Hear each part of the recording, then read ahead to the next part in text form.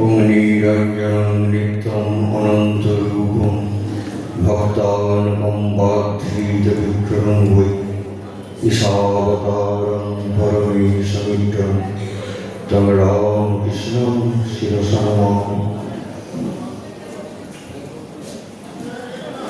প্রথম কথা হচ্ছে যে সকাল থেকে আপনারা শুনছেন, শুনে শুনে শ্রান্ত, আর ট্রেন লেগে চলছে, অলরেডি টাইম প্রায় শেষ। সেই জন্যে সংক্ষেপেই বলব, আর বেশি বলারও কিছু নেই আর শোনারও বেশি কিছু নেই। যা বলবো অলরেডি আপনারা জানেন।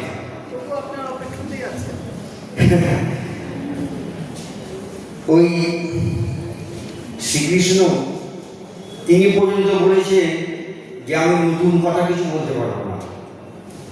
স এবার মায়াতে অব্দ যোগ প্রক্ত পুরাতন, সেই পুরাতন যোগী আমি তোমাকে বলবো যা বিবস্বান মনুকে বলেছে, মনু ইক্ষাকুকে বলেছে, এইভাবে সব পরপর পরপর যেটা হয়েছে সেই কথাই বলবো। আর শঙ্করাচার্য বলেছিলেন যে কোটি কোটি শাস্ত্রে যা বলা আছে আমি সেটা আধখানা শ্লোকে বলে দিতে পারি। শ্লোকার্থেন প্রবক্ষ্যামি যদুত্তম গ্রন্থ কোটিভি, কোটি কোটি শাস্ত্রে যা আছে আমি আধখানা শ্লোকে বলে দিতে পারি। আর ঠাকুর রোজই এক কথা বলতেন, কোথায় রোজ নতুন নতুন কথা পাবেন। আর শুনে শুনে হৃদয়ের কান বুঝে গেছি। বলছে যে মামা তোমার সব ভালো, কিন্তু একটা খুব বড় মুদ্রা দোষ আছে। বলছে কি? তুমি ওই এক কথা বারবার বলো কেন? তোমার যা বলার আছে ভাই একদিনে সব ঝেড়ে দাও, আর বলে নতুন নতুন ভেজে রাখো, নতুন নতুন বলবে। তা ঠাকুর তাহলে শুনে বললেন তাহলে তোমার কি দাও? আমি এক কথা একবার বলবো, 100 বার বলবো, আমার ব্যাপার। সেই জন্য বুঝতে পারছি নতুন কথা আমিও বলতে পারবো না। খালি তবু বারবার শুনতে হয়। কেন? ভাগবতে বলছে শ্রবণ মঙ্গল, শুনলেই লাভ, বারবার শুনতে হবে। তা একবার শুনলে হবে না কেন? তার কারণ যত দোষ নন্দ দোষ, আমাদের কারো কিন্তু কোনো দোষ নেই, সব দোষ ভগবানের। প্রবলেমটা করে দিয়েছে, মাথাটা করে দিয়েছে ওপর দিকে, আর কান দুটোকে করে দিয়েছে নিচের দিকে, আবার করে দিয়েছে সরল রেখায় স্ট্রেট লাইন এরপর ওপর। যত কথা সব বেরিয়ে, এদিক দিয়ে ঢুকলেও বেরিয়ে যাবে ওদিকে, আর একটু ওপর দিকে যাবে কি করে? সেই জন্য উপায় নেই। সেই জন্যে শাস্ত্র এক কথা বারবার বলছে, এবং শাস্ত্রের পুনরুক্তি দোষ হয় না। মা যেমন ছেলেকে দেখলি করে পড়তে বসে, যখনই দেখছে পড়তে বসে, বলছে মা তোমার মুখে কি আর অন্য কোনো কথা নেই? আমাকে দেখলেই খালি করে পড়তে বসে। কেন না? যাতে বারবার বললে একটু ওপর দিকে চলে যায়। সকাল থেকে যা সোমবার শোনা হয়ে গেছে, নতুন কিছু নেই। তবু আমাকে একটা বিরাট বড় কঠিন সাবজেক্ট দিয়েছে, বুঝলেন? জীবন পথের দিশারি, অবতার বরিষ্ঠ শ্রীরামকৃষ্ণ, বিশাল বড় সাবজেক্ট। এটা নিয়ে বলতে গেলে হয়তো 3 দিন লাগবে। যাই হোক, এই যে জীবন পথের দিশারি মানে হচ্ছে তিনি আমাদের পথ দেখাচ্ছেন। দিশারি মানে হচ্ছে পথ প্রদর্শক, গাইড। স্বামীজিকে যেরকম ঠাকুর দেখা দিয়ে বলেছিলেন চিকাগোয় যাওয়ার জন্য, আমেরিকায় যাওয়ার জন্য, স্বামীজি দেখেছেন যে ঠাকুর সমুদ্রের উপর দিয়ে হেঁটে যাচ্ছে, আর নরেনকে বলছেন আমার পিছনে পিছনে চলে আয়। ঠিক সেই রকম ঠাকুর আমাদেরকেও পথ দেখাচ্ছেন, আহ্বান করছেন। ওই মহাসিন্ধুর পার হতে কি সঙ্গীত ভেসে আসে। হ্যাঁ, আছে না? আয় তোরা আমার কাছে, ঠাকুর শুধু আমাদেরকে ডাকছেন তার কাছে, অপেক্ষা করে বসে আছে ঠাকুর আর মা যে কবে আমাদের সময় হবে। সময় হলো, আমরা বলছি না। দরজায় এসে কড়া নাড়ছে, কিরে আসবো, আমরা বলছি কে? কাঁচা ঘুম ভাঙাচ্ছ কেন অসময়ে? বলছে আমরা তো তোরা যেটা দেখছিস এগুলো কিন্তু ফালতু স্বপ্ন, স্বপ্ন দেখছিস, এই নিয়ে এত মাথা খারাপ করছিস কেন? আমরা বলছি স্বপন যদি মধুর এমন হোক না মিছে কল্পনা, জাগায় না মরে জাগায় না।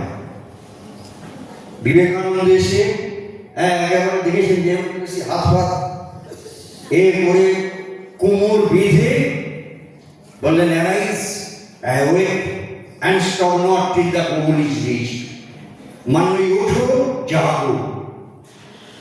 আমরা ভাবছি আমরা তো জেগেই আছি, আবার নতুন করে কি জাগবো? উপনিষদ বলছে উত্তিষ্ঠত জাগ্রত, ওঠো জাগো। ঠাকুরও বললেন তোমাদের চৈতন্য হোক, মানে দেখছে সব অচৈতন্য, সবাই আমাদেরকে জাগতে বলছে আর আমরা জাগতে রাজি নয়। আমরা বলছি সুন্দর স্বপ্ন দেখছি, জাগায় না। কিন্তু তারা যেহেতু আমাদের সত্যিকারের বাবা মা, মা বলেছে সত্যিকারের মা, এই হচ্ছে পরিচয়। সুতরাং আমাদেরকে তারা ছেড়ে দিতে পারে না, দুঃখের সাগরে আমাদের ভাসিয়ে দিতে পারে না। ছোটবেলায় এই ভাত খাওয়ার সময় আমার মনে পড়ে আমি নিজে বসে ভাত খেয়েছি খুব কম দিন। এরকম ঘুরে ঘুরে বেড়াতাম, দৌড়তাম, এর বাড়ি চলে যেতাম, ওর বাড়ি চলে যেতাম, আর মা ভাতের থালাটা নিয়ে পিছনে পিছনে দৌড়ত। হ্যাঁ, দৌড়ত, ফট করে একবার ধরে নিয়ে মুখে এক ডালা দিয়ে দিল আর কি। এরকমভাবে মানে মাই আমাদের পিছনে পিছনে দৌড়চ্ছে। মা সারদা, আমি তো তোমার চাহিনি জীবনে, তুমি অভাগারে চেয়েছ। তিনি আমাদের পিছনে দৌড়চ্ছেন পরমান্নের থালা নিয়ে। ওরে আর একটু বস, একটু খা, একটু জুড়ো, একটু শান্তি পাও। আমরা ভালো থাকলে সবচেয়ে বেশি খুশি হবে ঠাকুর, সবচেয়ে বেশি খুশি হবে মা। আমরা ভালো নেই বলে তাদের চোখে ঘুম নেই। তখন কি করছেন, যেহেতু আমরা একান্তই জানবো না, তখন প্ল্যান করলেন যে দরজা ভেঙে ঢুকতে হবে। এ তো খিড়কি খুলবে না, দরজা ভেঙে ঢুকতে হবে। কি করলেন, ঝড়ের রূপ ধরলেন, ঝড়ের রূপ ধরে দরজা ভেঙে ঘরে ঢুকলেন। যে রাতে মোর দুয়ারগুলি ভাঙলো ঝড়ে, জানি নাই গো তুমি এলে আমার ঘরে। তিনি এইভাবে আসবেন, কিন্তু আমরা যদি তাদেরকে স্বাগত জানাই, ওয়েলকাম জানাই, তাহলেই হচ্ছে সব থেকে ভালো। আর একটা জিনিস, প্রথমেই পাখির চোখটা ঠিক করে নিতে হবে, তাহলে কি হবে, জীবনটা ব্যর্থ যাবে না। অনেক সৌভাগ্যে এই মানুষ জন্ম আমরা পেয়েছি ভগবানের বিশেষ কৃপায়, এবং পূর্ব জন্মে আমরা ভালো কাজ করেছি বলে। দুর্লভম তেরমে বৈত দেবানুগ্রহ হেতুকম মনুষ্যত্বম মুমুক্ষুত্বম মহাপুরুষ সংস্কার। মানুষ জন্ম, সাধু সঙ্গ, ভালো গুরু পাওয়া, ভগবানের দিকে এগোনোর ইচ্ছা, এই সব ভগবানের বিশেষ কৃপায় হওয়া। আপনারা সেই সৌভাগ্যের অধিকারী, নইলে 200 টাকার টিকিট খরচ করে এই এত দূর দূর থেকে এসে এত কষ্ট করে এখানে বসে থাকতেন না। এখানে তো আসি ড্যান্স, কি আছে সব হয়, সারেগামা পা, সেসব তো হচ্ছে না। তা সত্ত্বেও আপনারা আছে। হ্যাঁ, অনেকে কিন্তু আবার আমাদেরকে বোকাও ভাববে যে ওরা বোকা, আমরা চালাক। আমরা শুধু পাস বইটা দেখছি, কত টাকা বাড়ছে, কত সুদ হলো, কত ইন্টারেস্ট হলো, আমরা নেতার পিছনে ঘুরি, হ্যাঁ ওরা কি সব ভগবান ভগবান করছে, মাথায় কিছু নেই। কিন্তু শাস্ত্র বলছে সা চাতুরী চাতুরী, আসল চতুর্থে যে ভগবানকে জীবনের ধ্রুবতারা করেছে সেই হচ্ছে চতুর। ভগবানকে ধরলে কি হবে? এই যে মহারাজ বলছিলেন, মানে ঠাকুর যেটা বলে গেছেন যে মানুষের জীবনের একটাই লক্ষ্য, সেটাই কঠিন চোখ, সেটা হলো ভগবানকে পাওয়া। ভগবান মানে কি? মানুষ যা যা চাইছে সেইগুলো। মানুষ কি চায়? শান্তি। মানুষ কি চায়? দুঃখবিহীন চিরস্থায়ী আনন্দ। মানুষ কি চায়? মরিতে চাই না আমি সুন্দর ভুবনে, তার মানে অমরত্ব। মানুষ কি চায়? নির্ভয়ে মাথা উঁচু করে বাঁচতে। এইগুলোকে যোগ করলে যেটা হয় তার নাম ভগবান। ভগবান মানে শান্তি, ভগবান মানে স্থায়ী আনন্দ, ভগবান মানে অমরত্ব, ভগবান মানে অভি। তাহলে ভগবানের দিকে এগোনো মানে আপনার জীবনে শান্তি আসতে থাকবে।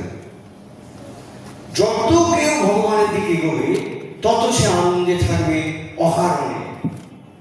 হ্যাঁ, হয়তো ভালো খাওয়ারই জুটেনি, হ্যাঁ আলু ভাতে ভাত কোনো রকমে জুটেছে, কিন্তু সে আনন্দে আছে। মা সারদার জীবনে এরকম হয়েছে, ভালো খাওয়া তো দূরের কথা, একটাও তরকারি মা রাঁধতে পারেননি, জোটাতে পারেননি। তখন সবচেয়ে সস্তা চিরকালে যেটা, সেটা হচ্ছে নুন। সেই নুন কেনার পয়সাও আমাদের মায়ের ছিল না, যে এক চিমটে নুন দিয়ে ভাতটা খাবেন ছিল না। লোকের বাড়িতে মা ঢেকিতে পা দিতেন, ওই ধান কুটে দিতে ঢেকিতে ধান কুটে, যদিও মায়ের পায়ে বাদ, উপায় নেই, সেই বেতো পা নিয়েই লোকের ঘরে গিয়ে ঢেকিতে ওই ধান ভেঙে দিতেন, বিনিময়ে তারা দুটি চাল দিত। সেই চাল সেদ্ধ করে খেতেন, কিন্তু নুনও ছিল না, তরকারি ছিল না। কিন্তু মাকে যখন কেউ জিজ্ঞাসা করেছে মা আপনি কেমন আছেন, মা বলেছে দুটো কথা, যে লোকে যে বলে এত অশান্তি অশান্তি, অশান্তি কাকে বলে মায়ের জানা নেই। অশান্তি কি জিনিস মা জানে। আর একটা কি বলছে, যে হৃদয়ের মধ্যে যেন একটা সবসময় যেন একটা আনন্দের পূর্ণ ঘর বসানো আছে, অর্থাৎ ফল্গু নদীর মতো ভিতরে যেন একটা আনন্দের স্রোত বইছে অকারণে। এই জিনিসটা হবে ভগবানের দিকে গেলে। আর কি হবে? ক্রমশ ভয় চলে যাবে, ভয় চলে যাবে। তখন ঠাকুরের মতো রাজমণির গাড়ি দিল পটাশ করে এক থাপ্পড়।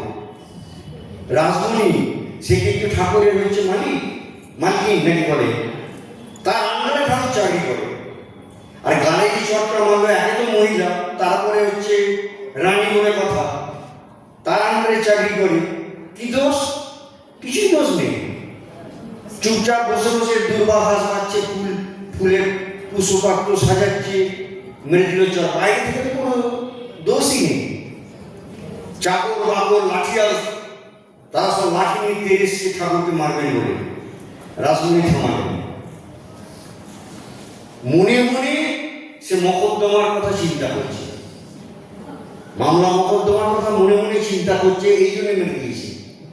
তা ঠাকুরের ওইরকম ড্রেস করে কন্যাবরের ঘাটে একজন জব করছিল, কথা নেই কোনো কিছু। হঠাৎ করে ঠাকুর তত্ত্ব করে গিয়ে গঙ্গার ঘাটে গিয়ে তারা দুটো গাড়ি দুটো ফটাফট ঠাকুর কি অন্য মনস্ক জব করছে, কিন্তু মন হিলি ঢিলি করছে। আমরা যে কটা করে থাপ্পড় খেতাম কি জানি, তবে মাঝে মাঝে সে থাপ্পড় দিলে ভালো হবে, সজাগ হয়ে যাবে। যাই হোক, ঠাকুরের এই যে ভগবান লাভ বললেন এই জন্য, অর্থাৎ মানুষ যা চাইছে অবশ্য পাচ্ছে না, সেইটা পাওয়ার একটাই উপায় ভগবানকে পেলে। তা আমরা সেই দিকে যাচ্ছি না কেন? তার কারণ মহামায়া একটা সোনার হরিণ ছেড়ে দিয়েছে, বুঝলেন? সেটা আমাদের সামনে দিন বিড়ি করছে। আর সীতার মতো সে একজন অবতারের সহধর্মিনী, রাজার মেয়ে, তার ব্রেনেও একবার কি মনে হলো না যে হরিণ কোনোদিন সোনার হতে পারে? সে মনে করলো ওটা সোনারই হরিণ, রামচন্দ্র বোঝাতে গিয়ে ফের মেরে গেলেন, লক্ষণ বেশি বোঝাতে গিয়ে গালাগাল খেলেন, দিয়ে লাস্টে আপনারা জানেন এই সোনার হরিণকে ধরতে গিয়ে সাতকাণ্ড রামায়ণ, লঙ্কা কাণ্ড, যুদ্ধ একাকার কেস, কত টেনশন, কত ঘাম ঝরা, কত রক্ত বন্যা। ওই শুধু ওই শিকার ওই এক দুয়ে বোনায় না, সোনার হরিণ চায়। এটা সীতাকে উদাহরণ মানে উপলক্ষ। আমরা সবাই এক একজন ওই রকমই করছি। আমাদের সামনে সোনার হরিণ ছাড়া আছে, আমরা ভাবছি ওইখানে গেলে পাবো, ওইখানে গেলে পাবো, সেইখানে গেলে পাবো। এইভাবে আলেয়ার সাথে ছুটিতে সমুজ শরীর সিক্ত খায়, ঘেমে নিয়ে একসা, কিন্তু আলেয়া তোমার দেখা নাই হে, তোমার দেখা নাই, শান্তির দেখা নাই হে, শান্তির দেখা নাই। তখন একজন বললো যে শোন, ওখানে একটা নাম করা জ্যোতিষ আছে, ওখানে গেলে কিন্তু যত বড়ই প্রবলেম সলভ হয়ে যাবে। আপনিও গেলেন, সে তখন হাতটা দেখে বললো যে শুনুন, প্রবলেমটা হচ্ছে আমার রাহুটা ডাউন আছে। হ্যাঁ, কি করতে হবে? বলে এত রক্তির গোমেজ লাগবে। ঠিক আছে, কত এত টাকা দিয়ে বহু বলতো 10,000 15,000 টাকা নিয়ে আপনাকে গোমেজ করিয়ে দিল। আপনি পরে খুব খুশি, কিন্তু একবারও জিজ্ঞাসা করলেন না যে রাহুটা কে? তার খেয়ে গিয়ে কাজ নিয়ে হঠাৎ আমার পিছনে লাভ দেখা গেল। এই যে রাহু বলে, কেতু বলে, এরা যে কি, তারা যে কোথায় থাকে, তারা থাকে কেন যে মানুষের পিছনে লাগে? জ্যোতিষীকে জিজ্ঞাসা করলে বলবে যে সেও জানে না, তার 14 পুরুষই জানে। তা ঘুমেতে যথারীতি কাজ হলো না, তখন আরেক জ্যোতিষীর কাছে গেলেন, সে দিল পড়া 20,000 টাকা আরো বাচ্চা, কাজ হলো না। আরেক জ্যোতিষীর কাছে গেলেন, সে বললেন যে দেখি তো আঙুলটা, ও দিয়েছে পড়া, আমি দিচ্ছি নীলা, আঙুলেতে পড়া। এই পড়া করে লাস্টে দেখলেন কিছুই হলো না। তখন আরেকজন বললেন, শোন, তোর মতো সমস্যাটা আমিও করেছিলাম, কিন্তু আমি সন্তোষী বার করে না ভালো রেজাল্ট পেয়েছি। আপনি এবার চলে গেলেন সন্তোষী খোঁজে। সন্তোষী কিন্তু আগে পশ্চিমবঙ্গে এতটা রাজত্ব করেনি, ও বিহারে রাজত্ব করত। হঠাৎ পোস্টকার্ডের মাধ্যমে, ছোটবেলায় পোস্টকার্ড যে 15টা মিনিমাম দিতে হবে, দিলে এই পাবে, আর না দিলে মুশকিল হবে। কেউ যদি অবহেলা করে ফেলে দেয়, তাকে সবে কুমারাবে করে ভয় দেখানো হয়। এই পোস্টারের মাধ্যমে সন্তোষী পশ্চিমবঙ্গে চলে এলো। শুক্রবারটা ফাঁকা ছিল, ভ্যাপ করে ধরে নিল। হ্যাঁ, তার প্রেসক্রিপশন কি বলছে? ছোলা খাও, ছোলা গুড়। কেন? সন্তোষীর হচ্ছে পেটের প্রবলেম, টকটা বলছে টক চলবে না। সন্তোষী কিছুদিন করে দেখলেন যে সমস্যার কিছু সমাধান নেই, আপনি যেই দিনে সেই দিনে। তখন আরেকজন বললো যে শোন, লেটেস্ট সব থেকে যা পাওয়ারফুল সে হচ্ছে বটঠাকুর। বটঠাকুর জানেন তো? এই গতকাল শনিবার, গতকাল এই রাস্তা দিয়েই যাচ্ছিলাম, রাস্তার মোড়েতে অলিতে গলিতে এখন শনি আর খালি একটা করে দেখছি গলছি বেশি, আর মেয়েদের টিভি। পুরে বাপরে, সন্তোষী এখন শনি ঠাকুরের বাজার খুব ভালো, কিন্তু শনি ঠাকুর আবার বলে দিয়েছে তার প্রসাদ নাকি ঘরে নিয়ে গিয়ে খাওয়া যাবে না, ওই ফাঁকের রাস্তায় দাঁড়িয়ে চাপতে হয়। এইসব করে যদি করতে না হয়, হ্যাঁ, তাহলে কি করতে হবে? একটা ধরুন, একটা সবাইকে ছেড়ে একটা ধরুন। কেন?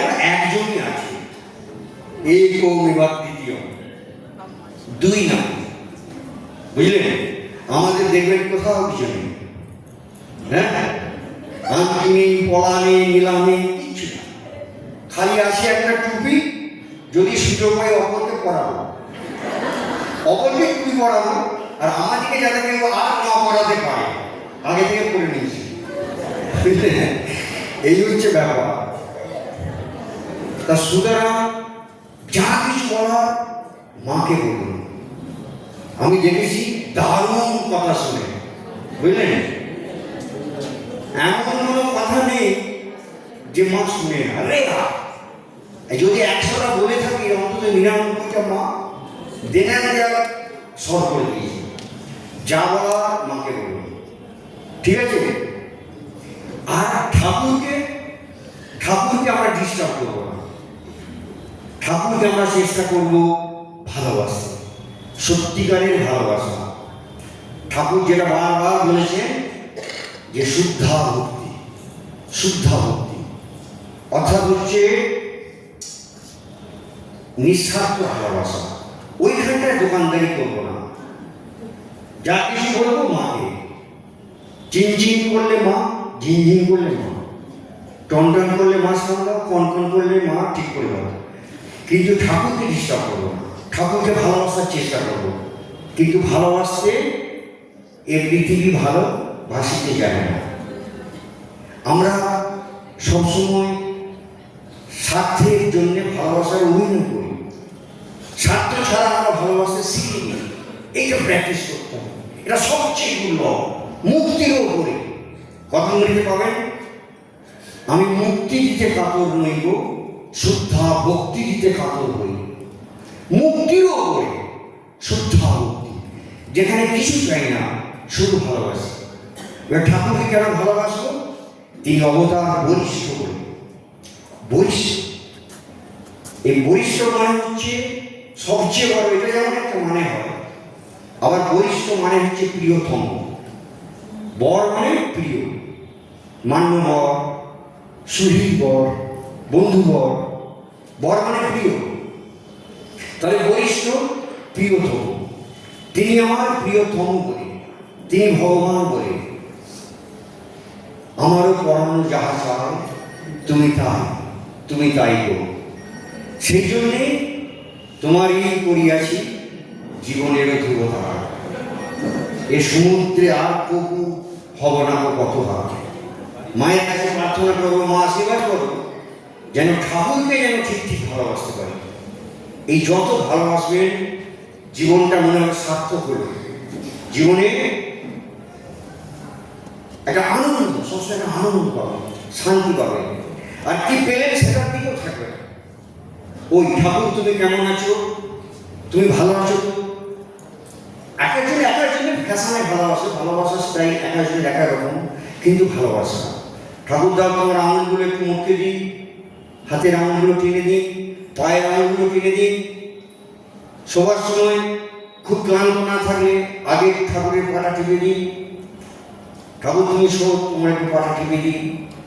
ঠাকুরের গালটা ধরে একটু আদর করুন, একটু চন্দনের ফোঁটা পরান, একটা মালা পরান সুন্দর করে। তিনি জীবন্ত। মাকে জিজ্ঞাসা করেছি, মা ঠাকুর কি ছবিতে আছেন? মা বলছেন আছেন না। আছেন বই ছায়া না সমান, সব সময় আমাদের প্রতিটি জিনিস তিনি জানছেন। তাকে যদি একটা আপনি যা দেবেন, পত্রং পুষ্পং ফলং তোয়ং জমেই ভক্তা প্রযোজ্যতি তদহং ভক্ত প্রহিত অস্নামী পুজো দেওয়া হল।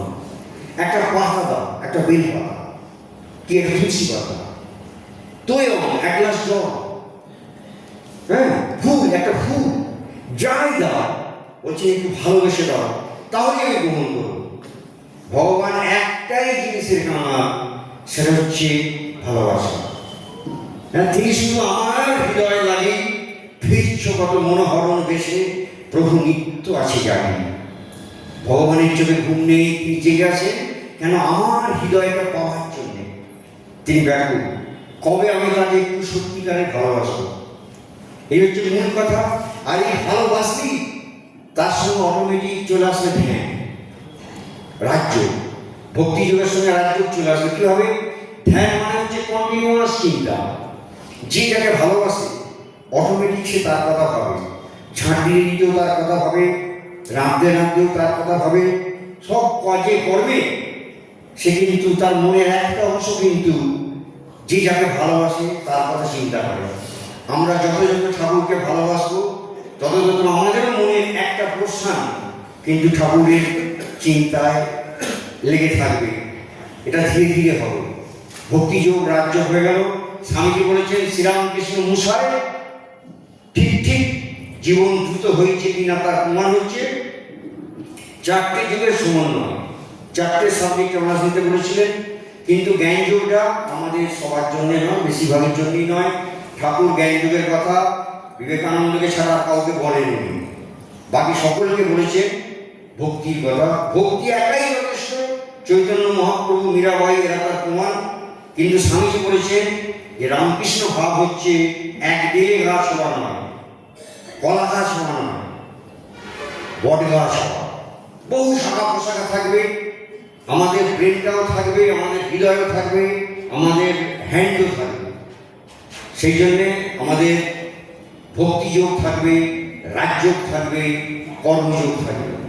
হ্যাঁ, আর কর্ম যদি যেহেতু করতেই হয়, অথবা এই কর্মটাকেই আমরা সাধনা করে নেব, কর্মটাকেই সাধনা করে নেব।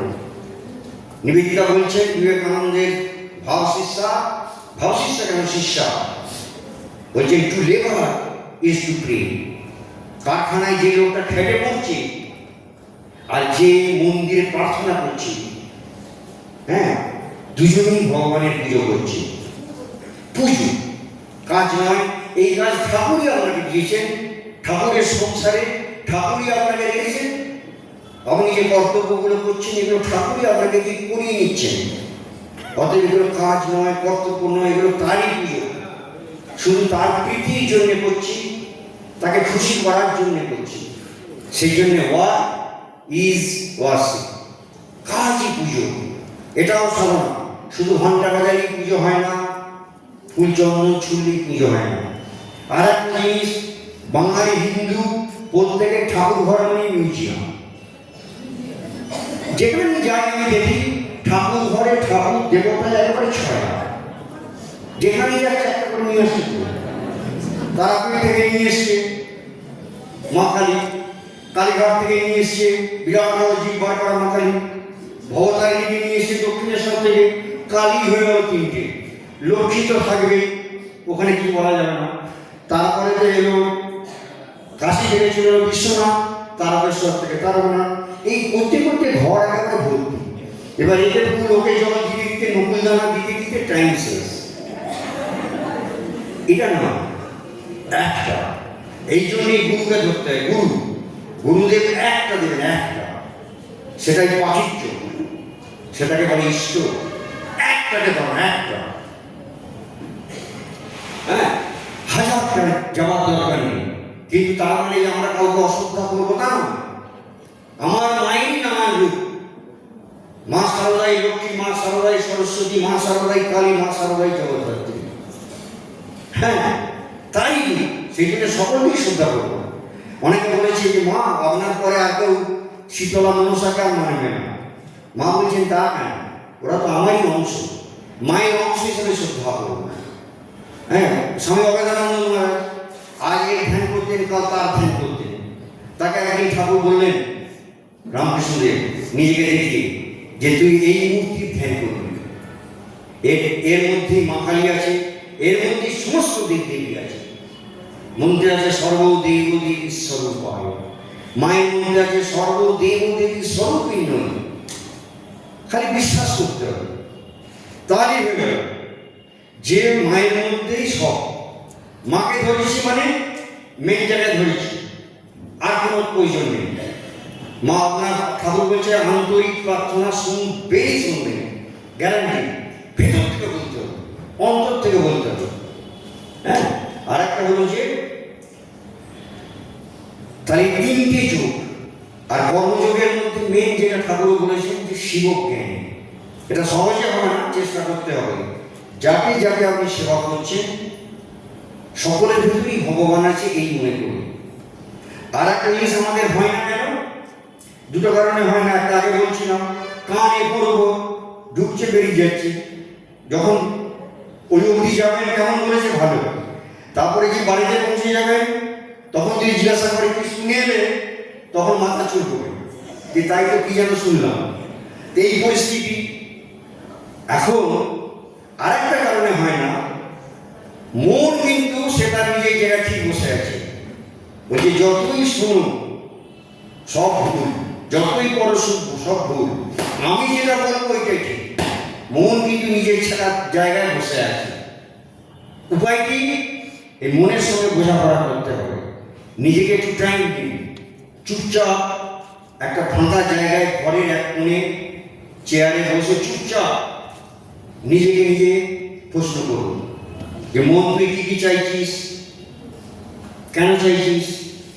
একটা জিনিস আমি চাইছি, আমি এটা চাইছি, কেন চাইছিস? এটা পেলে কি লাভ, না পেলে কি লোকসান হবে? যারা পেয়েছে তাদের কটা সিং বেরিয়েছে। এইভাবে রাষ্ট্রবিদ প্রশ্ন করুন, জেরা করুন। রামকৃষ্ণদেব কি বলেছেন? বস্তু বিচার, বুদ্ধি বিচার। ঠাকুর যেটাই করতেন বিচার করে করতেন। একটা শাল গায়ে দেওয়ার ইচ্ছা হয়েছে, শাল গায়ে দিলেন, বিচার করছেন। শাল গায়ে দিলে কি হয় না হয় বিচার করলেন। বিচার করে খাইটা করে শালটা ছুঁড়ে ফেলে দিয়ে থুতু করে থুতু বেরো। ইচ্ছা হলো রূপোর গড়গড়ায় কামাক খাবেন, রূপোর গড়গড়া মন্ত্রীবাবু এনে দিলেন, রূপোর গড়গড়ায় কামাক খাচ্ছেন তাড়িয়ে তাড়িয়ে। আর মনকে বলছেন, মন এই হলো রূপার গড়গড়ায় কামাক খা, খেলে কি হয় না হয় বিচার করছে। বিচার সহ, বিচার হীন না, নির্বিচারে না, বিচার সহ বুদ্ধিটাকে কাজে লাগাতে হবে। বিচার করছেন, ব্রেনটাকে কাজে লাগান। ঠাকুর এই করে করে বলেন, হয়ে গেল রূপার গড়গড়ায় কামাক খাওয়া যেই ছেড়ে দিলেন, মন থেকে চিরতরে মুছে গেল। হাতে এক হাতে মাটি নিলেন, এক হাতে টাকা নিলেন, নিয়ে বিচার করছেন যে টাকার দৌড় কতদূর, টাকার সীমা কোথায়, টাকা কি পারে কি পারে না। দিয়ে টাকা আর মাটি দুটোই তার কাছে সমান, দুটোই তুচ্ছ। তুল্য লস্ত্র কাঞ্চন উচ্চ, হে উনি অধিগত।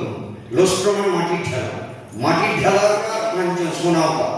ঠাকুরের কাছে দুটোই ভ্যালু নেই, দুটোই জড়পদার্থ। দিয়ে ভালো করে এ হাতে টাকা মাটি টাকা মাটি করে দুটোই গঙ্গার জলে ছুঁড়ে ফেলে দেবেন। সেই যে ছুঁড়ে দিলেন, মন থেকে চিরতরে টাকার প্রতি আকর্ষণ মুছে গেল। এইভাবে তিনি দেখাচ্ছেন বিচার করতে, সব সময় বিচার। নিজেকে নিজে একটু সময় দিন, ভালো করে ভাবুন।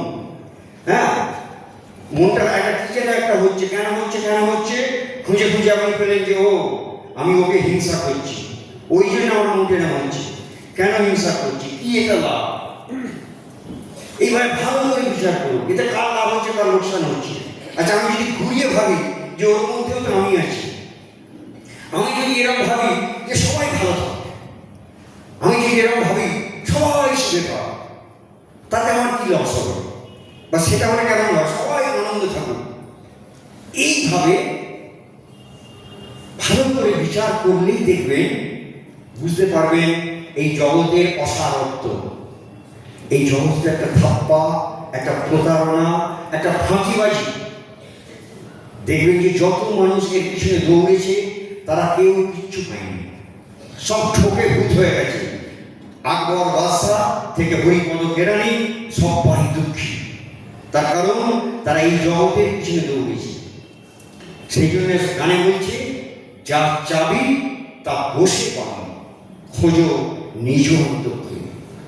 আপনার ভেতরেই রয়েছে, আপনার ভেতরেই রয়েছে সেই শান্তি, সেই আনন্দের উৎস। খালি একটু চুপ করে বসতে হবে, একটু স্থির হতে হবে, একটু সময় দিতে হবে, একটু ঠাকুরের কাছে মায়ের কাছে বসতে হবে শান্তভাবে। মেরুদণ্ডটা সরলরেখায় করে, চোখটা বন্ধ করে একটু জপ, একটু ধ্যান ডিপলি করুন, দেখবেন হবে। এবার যদি বলেন যে টাইম কোথায়, টাইম কোথায়? টাইম বার করতে হবে, সময়ের মূল্য বুঝতে হবে।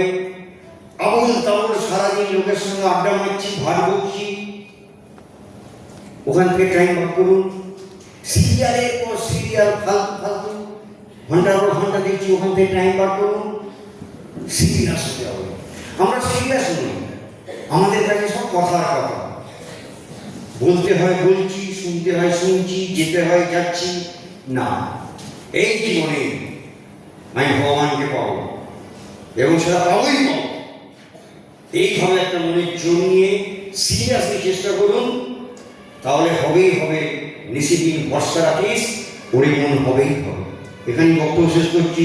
সবাই ভালো থাকুন।